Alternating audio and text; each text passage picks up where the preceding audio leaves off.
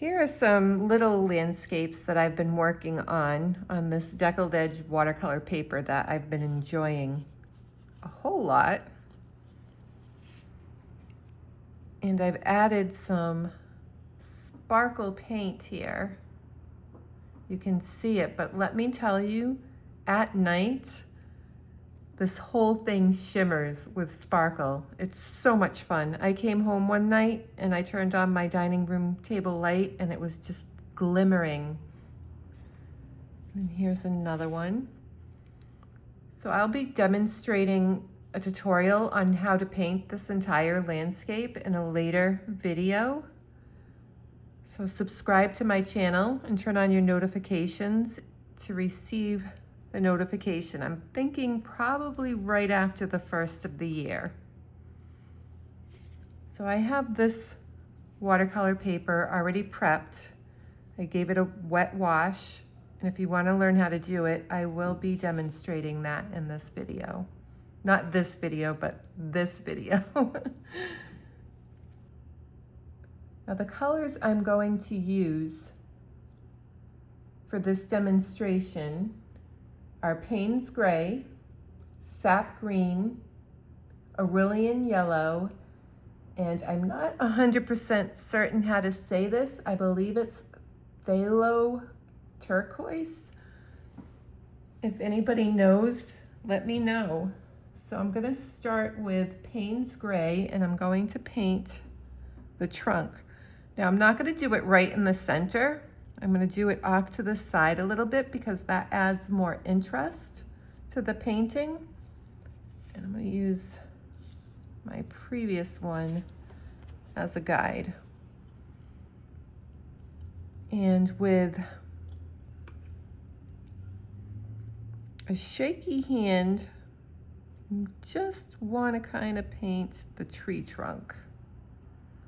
You load up your brush with some Payne's Gray, and I'm using this thin liner brush to paint my tree trunk.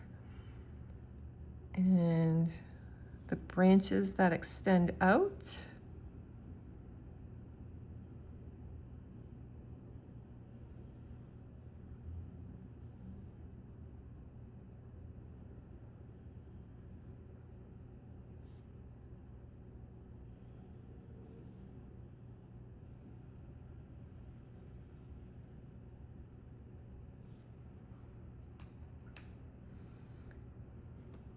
And using my number 5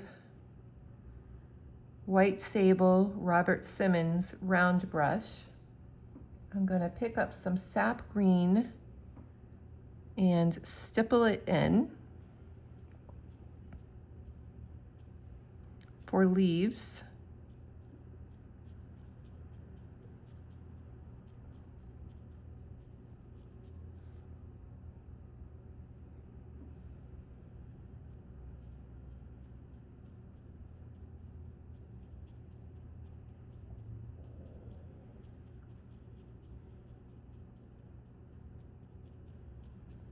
I want to kind of leave some white space in between so there's some definition for your leaves.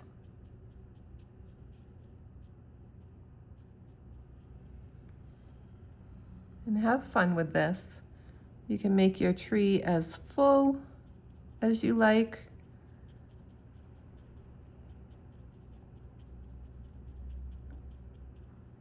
Or you can make it sparse.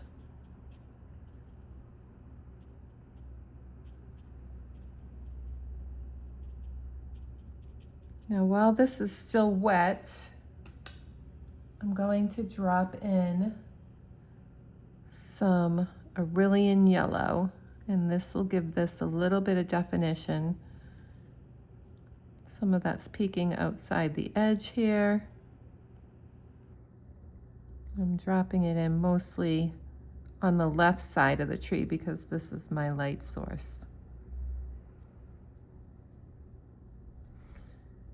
And now picking up some of that turquoise color I can't pronounce, and I drop that in mostly on the right side of the tree, further adding definition